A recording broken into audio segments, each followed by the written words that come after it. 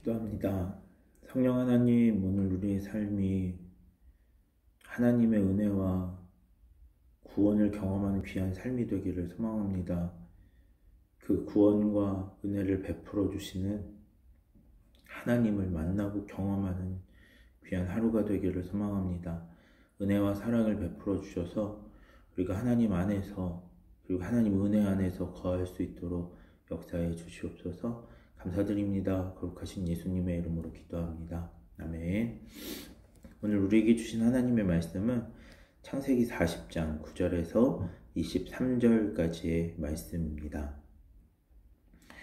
14절과 15절의 말씀을 제가 읽겠습니다. 당신이 잘 되시거든 나를 생각하고 내게 은혜를 베풀어서 내 사정을 바로에게 아뢰어 이 집에서 나를 건져 주소서. 나는 히브리 땅에서 끌려온 자요 여기서도 옥에 갇힐 일을 행하지 아니하였나이다. 아멘. 오늘 본문의 말씀은 요셉이 술 맡은 관원장과 빵 맡은 관원장의 꿈을 해몽해 주는 내용입니다. 술 맡은 관원장의 이야기를 듣고 요셉은 하나님께서 주신 지혜로 말미암아 그 꿈이 3일 안에 그 술 맡은 관원장이 복권될 것이다 라고 하는 꿈이라고 해몽해 줍니다. 다시 말하면 그 술 맡은 관원장이 다시 자신의 자리를 찾게 될 것이고 그가 다시 애굽의 최고의 관리로서 그렇게 삶을 회복할 것이다 라고 하는 내용이었습니다. 이러한 해몽을 해준 이후에 요셉은 그 꿈대로 이 술 맡은 관원장이 복권될 때 자신을 생각해 달라고 부탁합니다. 그가 진짜로 잘 되면 나를 생각하고 내게 은혜를 베풀어서 감옥에서 자신을 건져달라고 부탁합니다. 너무나 당연한 거죠. 술 맡은 관원장을 정성스럽게 보필한 것뿐만 아니라 또 하나님의 지혜로 그 꿈을 해몽해 준 것에 대한 어느 정도의 보상을 해달라고 하는 이것은 너무나 당연한 이야기였습니다. 그렇게 좋은 이야기가 오고 가자 빵 맡은 관원장도 요셉에게 자신의 꿈 이야기를 합니다. 그런데 빵 맡은 관원장의 이야기를 들었을 때 요셉의 마음이 무거워집니다. 왜냐하면 빵 맡은 관원장의 이야기는 술 맡은 관원장과는 정반대의 이야기였기 때문입니다. 빵 맡은 관원장은 술 맡은 관원장이 3일 안에 복권된다라고 하는 내용과 정반대로 3일 안에 그가 죽임을 당할 것이다 라고 하는 내용의 꿈이었습니다. 그런데 요셉은 그 내용이 굉장히 무거운 내용이었음에도 불구하고 빵 맡은 관원장에게 그 이야기를 그대로 합니다. 왜 이렇게 했을까요? 사실 그것을 해몽하는데 조금 좋게 이야기해 줄 수도 있었는데 왜 요셉은 이렇게 말했을까요? 그것은 하나님이 그 꿈을 해몽하신다라고 한다면, 그리고 하나님의 지혜로 그 꿈을 해몽한다라고 한다면, 그 꿈을 해몽하시는 하나님의 뜻과 그 말씀을 자신이 임의로 어떻게 좌우지할 수 없다는, 가감할 수 없다라고 하는 하나님 경외 사상이 그 안에 담겨 있었기 때문입니다. 그래서 요셉은 좋은 꿈은 좋은 꿈이라고, 나쁜 꿈은 나쁜 꿈이라고 이야기하는, 그것이 자신이 어떻게 말하든 간에 하나님의 뜻에 의해서, 그리고 하나님이 그 원하시는 대로 그것들이 이루어진다라고 하는 확신이 있었기 때문에 오늘 요셉은 그 꿈을 해몽하는 데 있어서 가감하지 않고 그냥 그대로 그 이야기를 하게 된 것입니다. 오늘 이것을 좀 우리가 기억할 필요가 있습니다. 우리의 인생에 여러 가지 일들이 있고 뭐 여러 가지 꿈이 있고 비전이 있는데 그 꿈과 비전은 우리의 생각이나 우리가 원하는 대로 이루어지지 않습니다. 하나님이 이끄시는 대로 또 하나님께서 주장하시는 대로 그것들이 이루어집니다. 이것들을 기억하는 것이 믿음이고 그리고 그 하나님의 은혜를 구하는 것이 신앙인의 삶인 줄 압니다. 그래서 오늘 요셉은 그 꿈을 임의대로 하지 않았고 자신의 인생을 임의대로 그렇게 하지 않았습니다. 그런데 그러한 이야기를 오늘 성경은 다시 한번 강조해서 이야기합니다.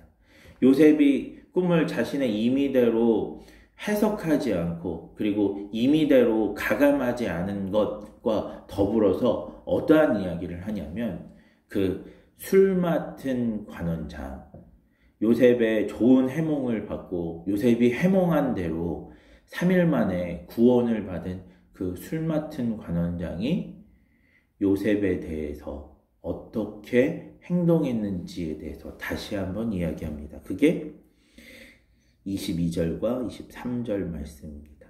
떡 굽는 관원장은 매달리니 요셉이 그들에게 해석함과 같이 되었으나 술 맡은 관원장이 요셉을 기억하지 못하고 그를 잊었더라.